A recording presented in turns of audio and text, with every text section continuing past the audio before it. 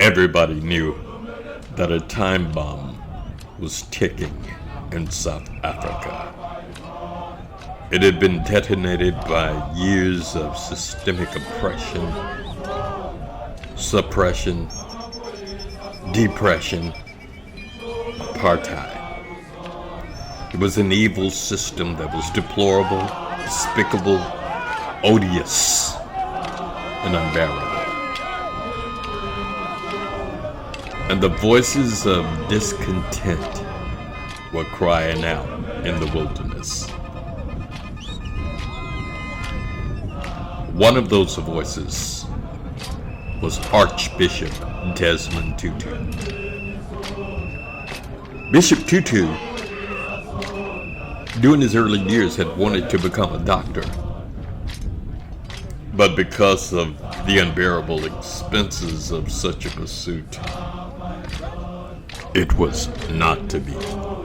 Before, during, and after my historic visit with Archbishop Desmond Tutu in Detroit. At that time, Coleman Alexander Young was the mayor. When I got word that Bishop Tutu was coming to Detroit, I wanted very much to speak with him. I made a call to Mayor Coleman Young's office, and with the assistance of Shahida Mause, a visit with Bishop Desmond Tutu was arranged. I went through at least 15 police checkpoints before my meeting with him in a Detroit hotel room. At the last police checkpoint, they told me that I had been cleared to meet with Bishop Desmond Tutu. I knocked on the door. I had expected to encounter another regiment of police security. Instead, it was just Bishop Desmond Tutu. When I walked in the room, I immediately felt the Spirit of Christ and destiny shaking hands. Historic, to say the least. But what I was not prepared for were the first words out of the mouth of Bishop Desmond Tutu. He said, "Hello, Mojo. May I get you some coffee?" I wanted nothing more than coffee that morning. I was not going to let Bishop Desmond Tutu fix me coffee. I would have gladly fixed him coffee, but I was not going to let him fix me coffee. We sat down and started talking. I had a list of prepared questions. But it was something about the atmosphere in the room that would not allow me to ask the questions that I had prepared. Instead, questions flooded into my mind once we started talking that destiny had already prepared for me. When I look back on that day that I spent with Bishop Desmond Tutu, I have to say that it was one of the most incredible days of my life. I was absolutely amazed and euphoric. He was so kind and so gentle, so wise, so deep, and so involved in freeing his people from the vestiges of apartheid. He was single-handedly focused on one thing, not the comforts that he was experiencing in Detroit, but the horrors that his people were experiencing that day in South Africa. What I can say is that Mayor Coleman Young had given him a head of state visit. complete with limousines and police escorts and sirens wherever he went, and top-notch security.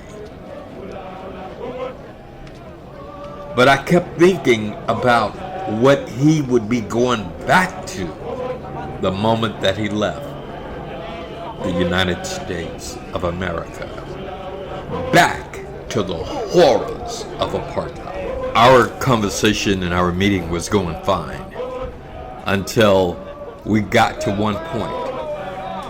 And I said, let's suggest a year that apartheid will have ended. The year we were talking was 1986, and the year that I had suggested was 1995. I said, let's say 1995. Apartheid will have ended.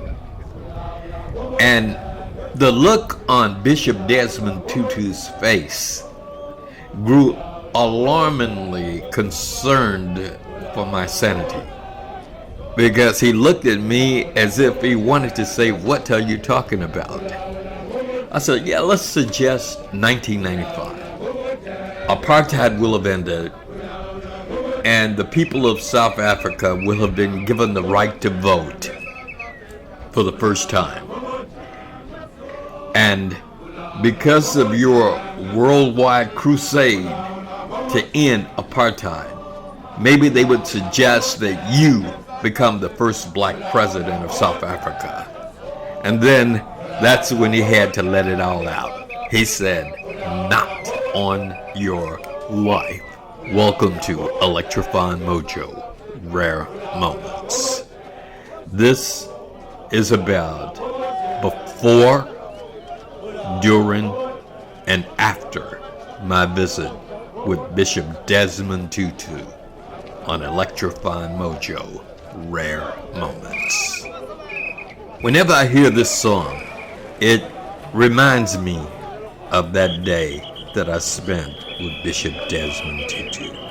A song that was written by the great poet Bob Dylan.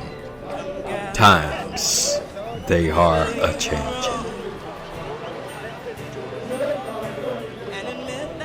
Just a few years before I met Archbishop Desmond Tutu, he had already become an archbishop, and he had just received the Nobel Peace Prize, and he elevated his voice even higher in his quest to end apartheid in South Africa. This is Bishop Desmond Tutu about to receive the Nobel Peace Prize.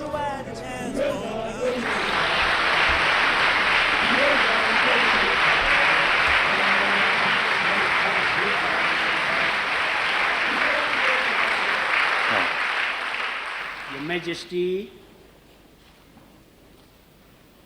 Your Royal Highness, Your Excellencies, Mr. Chairman, ladies and gentlemen, I would like, first of all, before I give my thanks in acceptance, to say we would like to do this in our African way by singing first. And so I will call on my colleagues from South Africa and my family to join me here whilst we sing.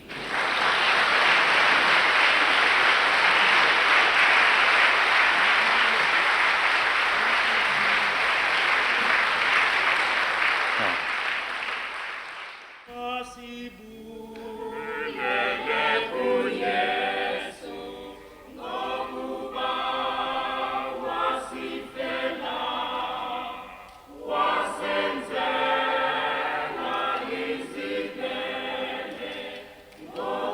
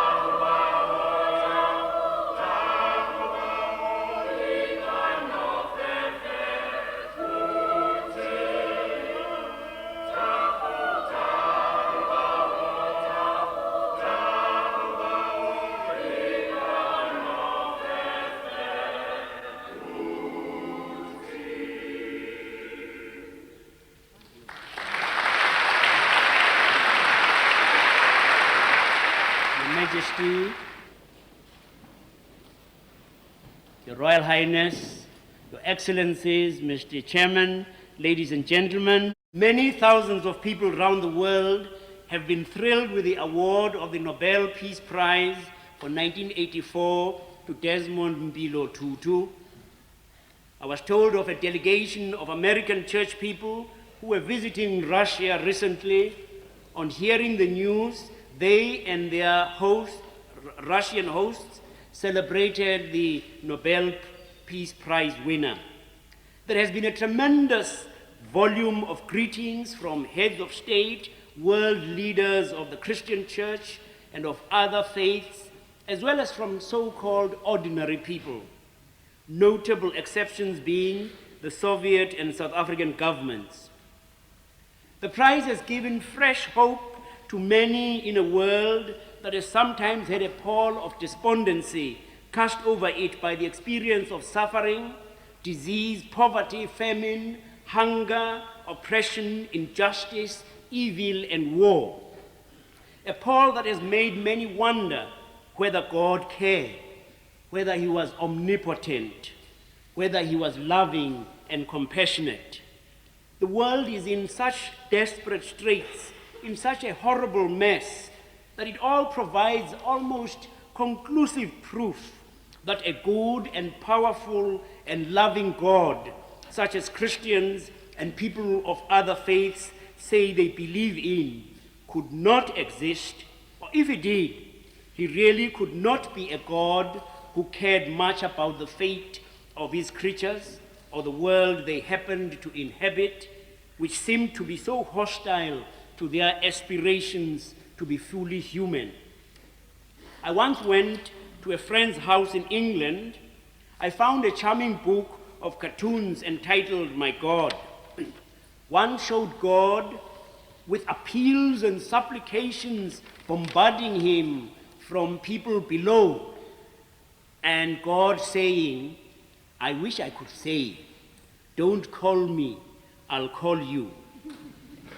And another declared, create in 6 days and have eternity to regret it. My favorite shows God somewhat disconsolate and saying, oh dear, I think I have lost my copy of the divine plan. Looking at the state of the world, you would be forgiven for wondering if he ever had one and whether he had not really botched things up. New hope has sprung in the breasts of many as a result of this prize.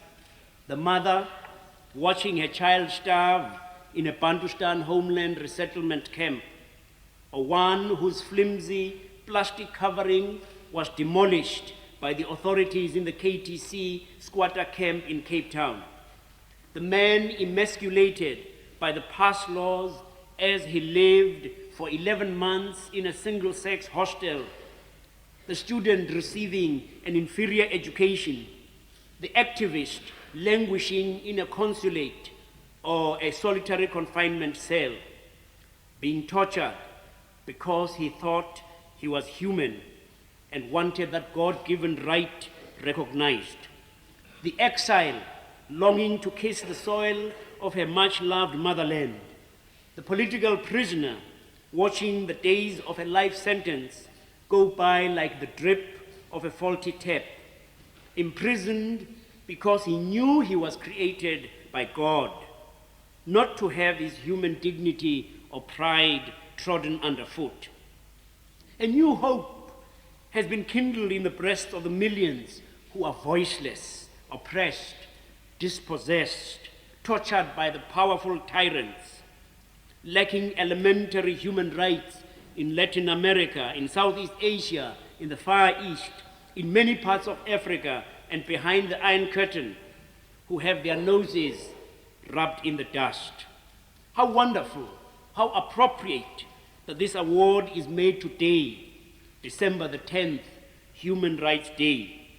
It says more eloquently than anything else that this is God's world and he is in charge, that our course is a just course, that we will attain human rights in South Africa and everywhere in the world. We shall be free in South Africa and everywhere in the world. I want to thank the Nobel Committee. I want to thank the churches in Norway and everywhere for their support, their love, and their prayers. On behalf of all these for whom you have given a new hope, a new cause for joy, I want to accept this award in a wholly representative capacity. I accept this prestigious award on behalf of my family, on behalf of the South African Council of Churches, on behalf of all in my motherland, on behalf of those committed to the cause of justice, of peace, and reconciliation everywhere. If God be for us, who can be against us? Thank you.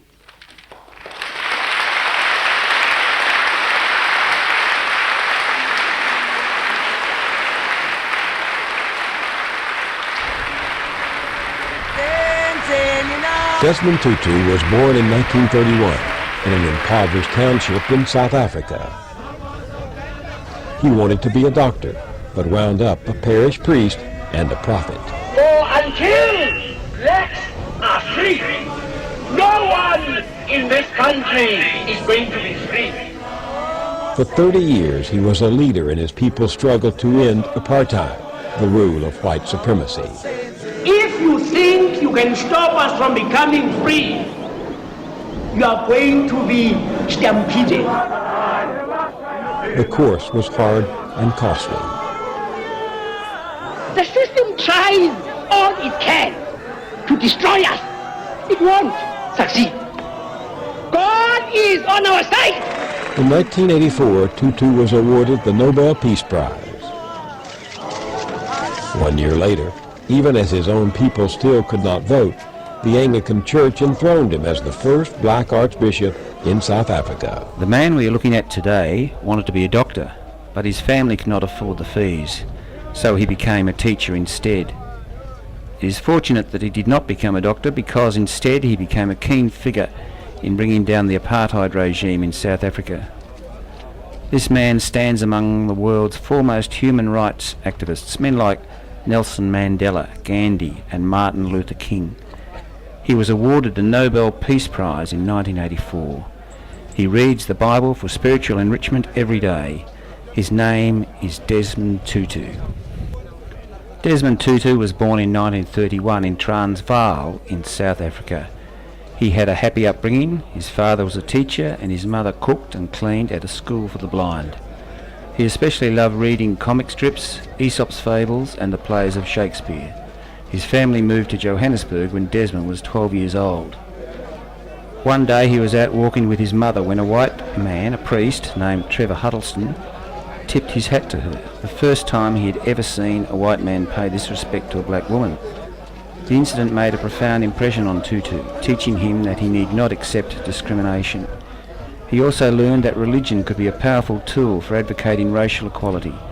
Trevor Huddleston became a friend and mentor. In 1948, when Tutu was 17 years old, the National Party won control of the government and codified the nation's long-present segregation and inequality into the official rigid policy of apartheid. Black Africans had no vote and were forced to live in specific areas. Desmond obtained teaching qualifications and taught at Johannesburg Bantu High School for 3 years, but he resigned after a Government Act changed education for blacks and limited their education possibilities. After obtaining theology qualifications, firstly in South Africa and then in London for a higher degree, he became an Anglican priest in 1960. 1960 was the year the South African government began a program of forced relocation of black Africans and Asians out of newly designated white areas. Millions were deported to the homelands and only permitted to return as guest workers. Tutu's rise to international prominence began when he became the first black person to be appointed the Anglican Dean of Johannesburg in 1975. It was in this position that he emerged as one of the most prominent and eloquent voices in the South African anti-apartheid movement. Tutu explained, "I realised that I had been given a platform that was not readily available to many blacks, and most of our leaders were either now in chains or in exile. And I said, well, I'm going to use this to seek to try to articulate our aspirations and the anguishes of our people. This he did, and constantly challenged white rule publicly in his sermons and at every opportunity. In 1976, he became Bishop of Lesotho for 3 years. The year 1976 was the year of the Soweto riots. These riots were against the government's use of Afrikaans as a compulsory medium of instruction in black schools, and caused a massive uprising against apartheid. In 1978 he became the Secretary General of the South African Council of Churches. This position gave Bishop Tutu a national platform to denounce the apartheid system as evil and unchristian. He encouraged non-violent resistance to the apartheid regime and advocated an economic boycott of the country by other countries. He often compared apartheid to Nazism and communism. As a result, the government twice revoked his passport, and he was jailed briefly in 1980 after a protest march. In 1984, he received the Nobel Prize. This transformed South Africa's anti-apartheid movement into a truly international force with sympathies all across the globe. Desmond said about the award, it opened doors, which was important for our people. In 1985, the US and UK stopped any investments in South Africa to put pressure on the South African government. It was in this year that he became the first black Bishop of Johannesburg. He was on the rise, and a year later Desmond became the Bishop of Cape Town. In 1994, millions of black South Africans, including Tutu, voted for the first time.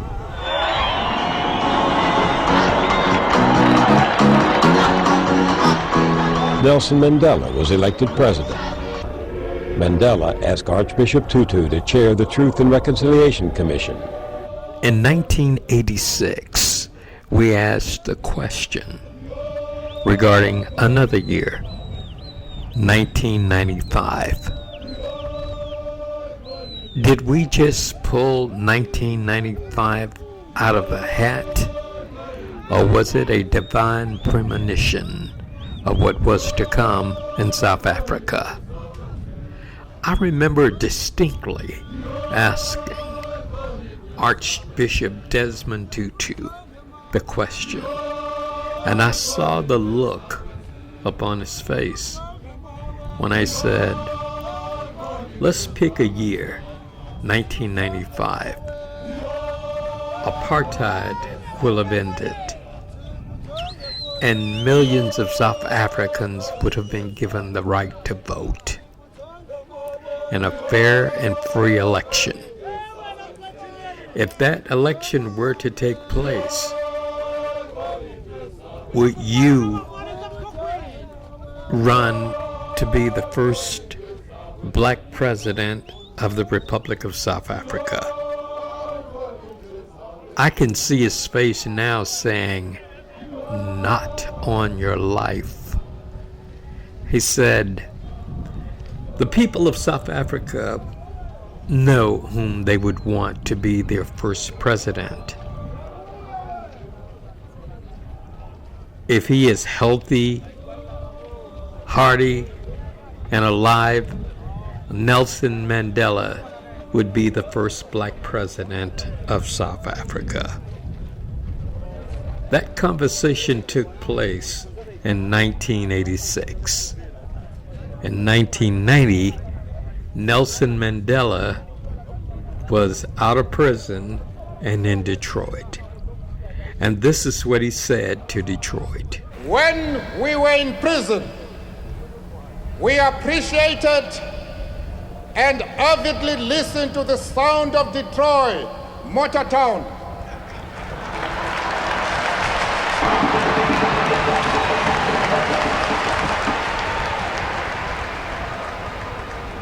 On reaching Detroit, I recall some of the words of a song sung by Marvin Gaye, another famous Motown product.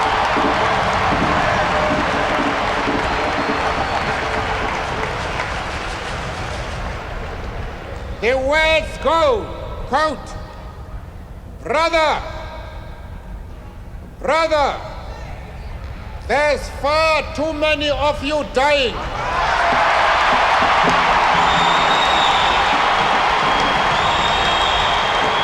These These words are a reflection of the South African condition.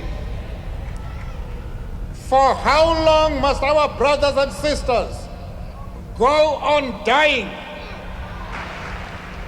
We declare, not for long.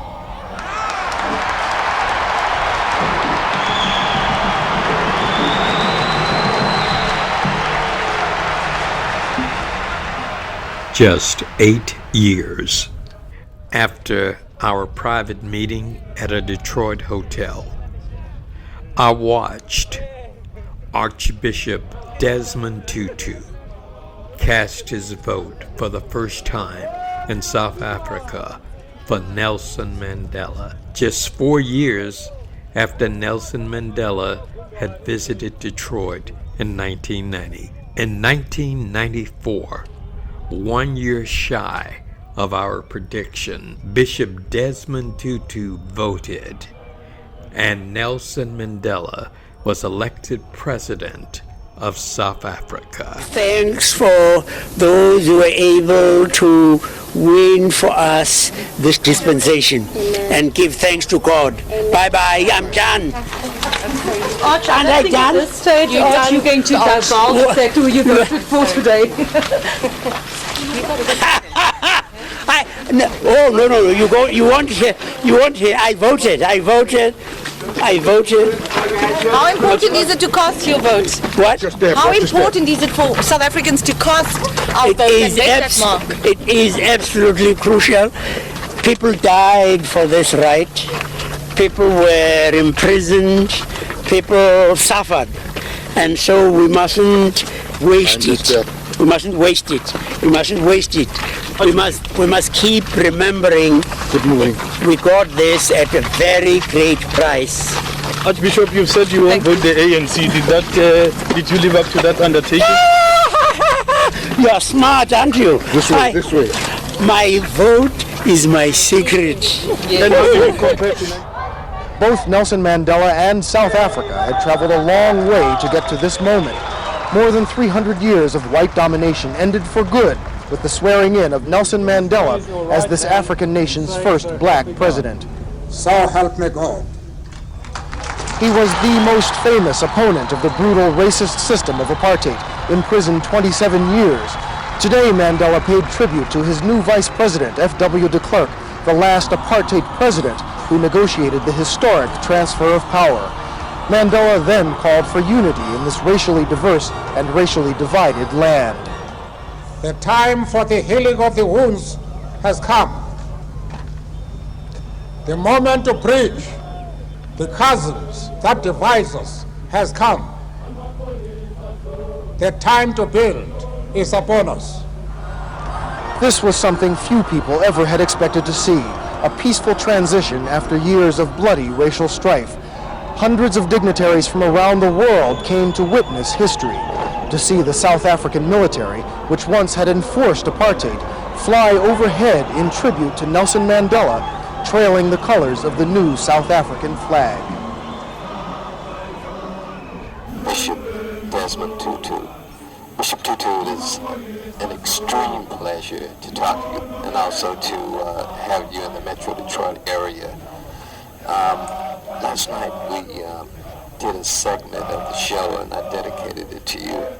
And I started it off by saying, whenever man's inhumanity against man reaches epidemic proportions, a prophet arrives on the scene to try to calm the troubled waters and try to help people see the light who don't see the light. Do you see yourself as the prophet of this generation? First of all, may I say thank you for your very kind welcome and also for your dedication of a part of your program to me. I don't think any one of us usually sits looking at yourself in a mirror and say, hey, aren't I wonderful? Here I am, I'm a prophet, or whatever it may be that we are called to be. You just try to respond to God's call. I mean, particular calling as a communicator, and you don't go preening yourself all over the place. You just want to try and carry out what you're doing. And it is usually for other people to try to say what their assessment is of you. Bishop Tutu, let's project ourselves into the future. Let's just pick a year, 1995. The year is 1995. The evil system of apartheid has been abandoned. There is now a new large segment of new voters in South Africa. The government has been reorganized. Free elections for the first time have been planned. At that time, you'll still be a young age of 63. When you look back on the year 1986, the year that you visited America, you made millions of brand new friends. And there's a tremendous international support for Bishop Desmond Tutu to become the first president of a free South Africa. How would you respond to that challenge?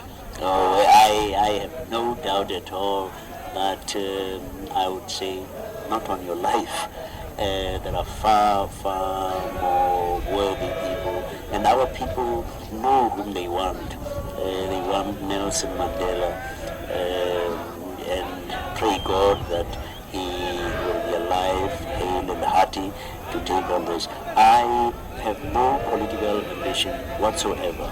I am a simple pastor and would like to be able to be allowed to do the thing that God has asked me to do, which is to be a pastor to his people. Speaking of Mr. Mandela, what are the differences and the similarities between the philosophies of Bishop Desmond Tutu and Mr. Mandela? Hardly any significant difference. We all, including myself and Nelson, want a country in South Africa where a person is valued because they are a person and not because of a biological irrelevance, the color of their skin. We are looking for a society which will be compassionate and caring, a society where black and white will be able to live amicably together, a society that is democratic, with a freely elected government chosen by all of the people participating in the elections.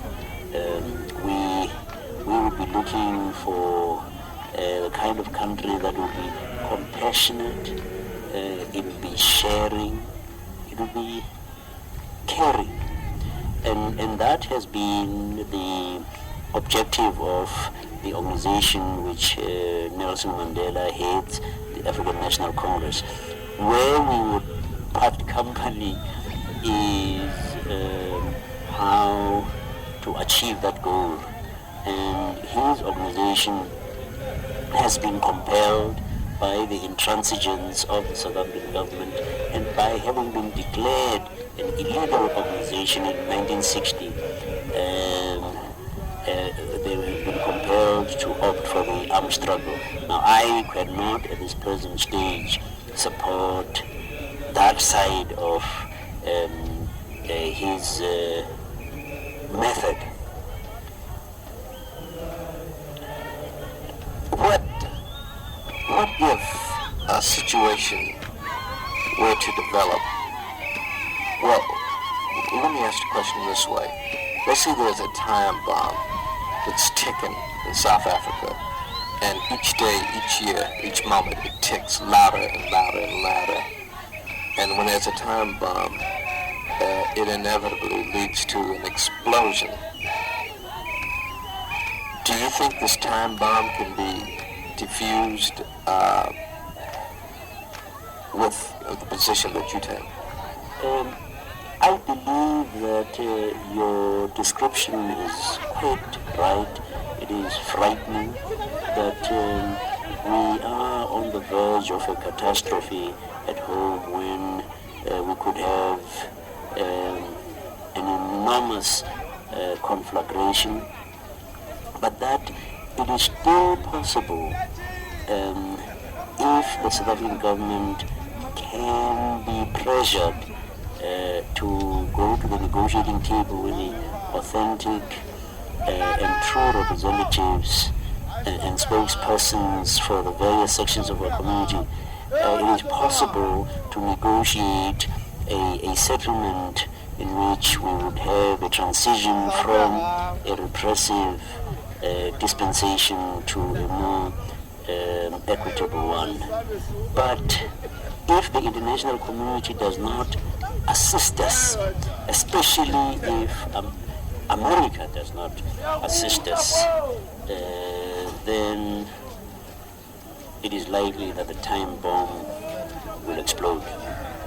So you're saying basically that while it's true it's up to South Africans to solve this South African problem, that it's possible that with pressure from America and other large countries in the European bloc, that the bomb could be diffused from the outside. Oh yes, I believe this quite fervently. And I think the United States does know that it has a pivotal role to play in determining whether we are going to have a reasonably peaceful resolution of the crisis of our country, or the opposite, what a former Prime Minister in South Africa called the alternative too ghastly to contemplate. And we have been trying to say the kind of pressures we want are political, diplomatic, but above all economic. And the people of this country, the great people of this country, have, through making a moral choice against apartheid, forced the hand of the president, because he has been compelled to apply sanctions against South Africa against his will. What companies can you name do you see as the main culprits that are a part of the problem as opposed to being a part of the solution?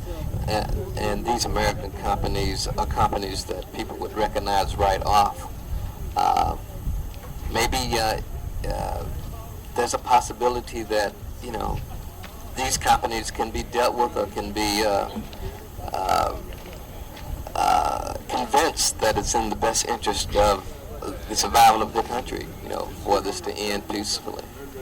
Yes, why don't we be nice for the moment and say that there are several American corporations in South Africa, and people know them. I mean, you know, and I would say that maybe I should not name them at this point, because they are very, very well known, especially some which are based in your city. I think a lot of people would like to know. I would like to know. Without saying where one is in regard to these companies, you have General Motors, you've got Ford, you've got IBM, you've got Coca-Cola, you have various of your banks, Citibank, and things of that kind. Why I wouldn't have wanted to name them is that I would be forced to name some and not others, because I don't have a comprehensive list, and that is why I was reluctant to say which particular companies. There are more. I think there are about 300 companies, in fact, American companies. After you return home, is it possible that I could keep get in touch with you and get a comprehensive list? Yes, in fact you'll be able to get one from various groups in this country that are concerned about the situation. I mean, Randall Robinson's Trans-Africa in Washington, D.C. would be able to provide you with such a list. The Washington office on Africa would be able to do that as well. But I mean, let's keep in touch. I would be very glad to keep in touch with you, yes? What does apartheid do to an individual? I think it can help to fill you with a lot of bitterness and anger and frustration, because you are treated as if you were not a human being. And I suppose that you in this country have had a little bit of that kind of experience in your Jim Crow days, especially in the South, where you were a non-person really, a non-entity, when you could be called, when your father or grandfather was called boy and your grandmother girl, your human dignity went for a loop. And it's basically that you are treated as if you were less than a human being. If I were to catch a plane today to go to South Africa, Soweto Township, after having lived in America all my life, in Detroit for a number of years, what would be the immediate impact of apartheid on me after having stepped off the plane? Because you are black, you would have to have some means of saying whether you have a right to be where you were. All black people from the age of 16, male or female, must carry a pass, because they are not free to travel and move freely in the land of their birth. You have to live in a ghetto such as Soweto. You wouldn't be free to live wherever you wanted. You would not be free to go to any school, or your children would not be free to go to any school.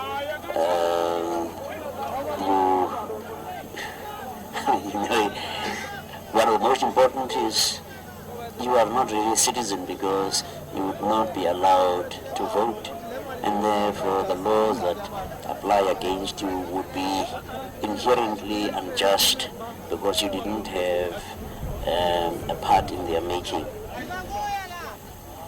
Bishop Tutu, after you return home, back to your pulpit, and you reflect on this trip to America, the things that you wanted to say to America, and how would you like to be remembered by Americans? And when they think of the Right Reverend Desmond Tutu, what thoughts would you want to come to mind? I would hope that they would remember that our people are enormously grateful for what Americans are doing or have done, but our struggle is a just struggle, and that Americans would be ready to be associated with us, to be identified with us in our struggle, that remembering their own history, especially black people in the civil rights movement, they would want to be our allies, and would I hope that they would remember that we came to this country primarily to get Americans, wonderful people, to pressure their government and the private sector to take action that will end apartheid. And I would suggest that they remember that that action is really just as simple as making the president of this country see South Africa as if it were Nicaragua. I started the interview off by saying a prophet always arrives on the scene. And I want to end it by saying that the prophet is now in Detroit. He is the Right Reverend Desmond Desmond Tutu. It's a pleasure to have you talk to Power 96 and Electrifying Mojo. I will definitely keep in touch with you, and I wish you the best. Thank you very, very much, and God bless you all for 1986, and have a great time. Thank you very much. In 1986, we asked a question regarding another year, 1995. Did we just pull 1995 out of the hat, or was it a divine premonition of what was to come in South Africa? I remember distinctly asking Archbishop Desmond Tutu the question, and I saw the look upon his face when I said, let's pick a year, 1995. Apartheid will have ended, and millions of South Africans would have been given the right to vote in a fair and free election. If that election were to take place, would you run to be the first black president of the Republic of South Africa? I can see his face now saying, not on your life. He said, the people of South Africa know whom they would want to be their first president. If he is healthy, hearty, and alive, Nelson Mandela would be the first black president of South Africa. That conversation took place in 1986. In 1990, Nelson Mandela was out of prison and in Detroit. And this is what he said to Detroit. When we were in prison, we appreciated and avidly listened to the sound of Detroit, Motor Town.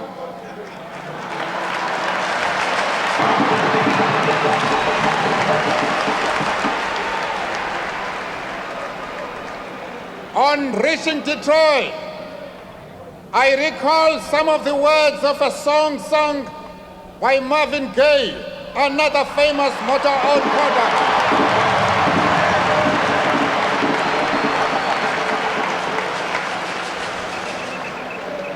The words go, quote, brother, there's far too many of you dying.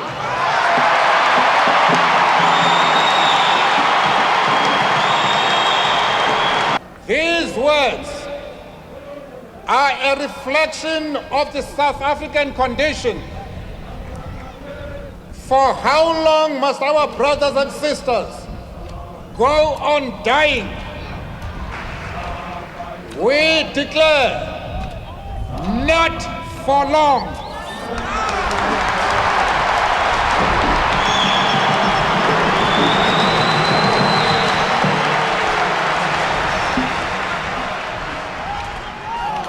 After our private meeting at a Detroit hotel, I watched Archbishop Desmond Tutu cast his vote for the first time in South Africa for Nelson Mandela, just 4 years after Nelson Mandela had visited Detroit in 1990.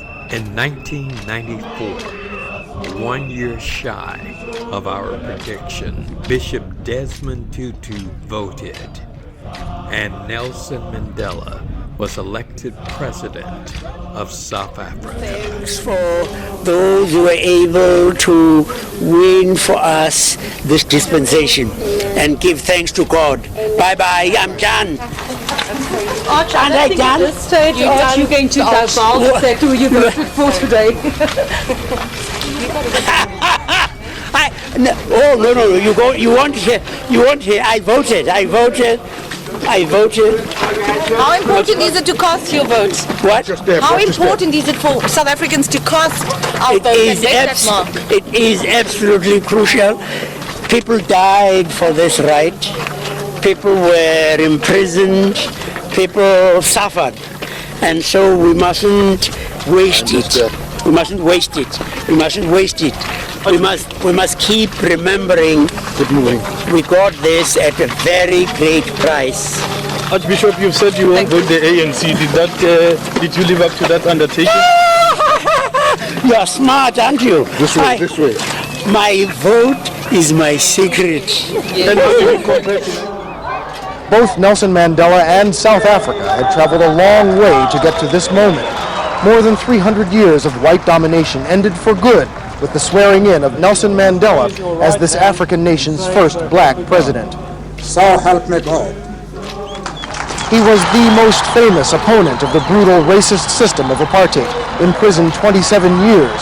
Today, Mandela paid tribute to his new vice president, F.W. de Klerk, the last apartheid president who negotiated the historic transfer of power.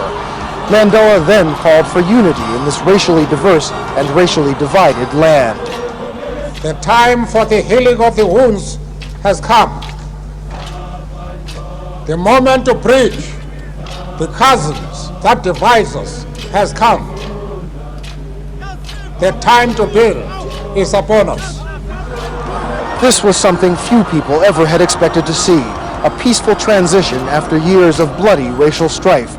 Hundreds of dignitaries from around the world came to witness history, to see the South African military, which once had enforced apartheid, fly overhead in tribute to Nelson Mandela, trailing the colors of the new South African flag. If you like this video, hit the like button.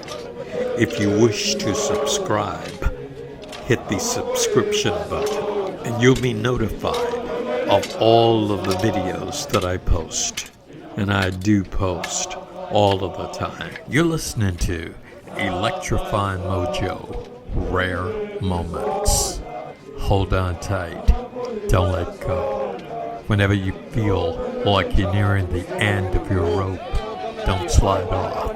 Tie a knot, keep hanging, and keep remembering, there ain't nobody bad like you.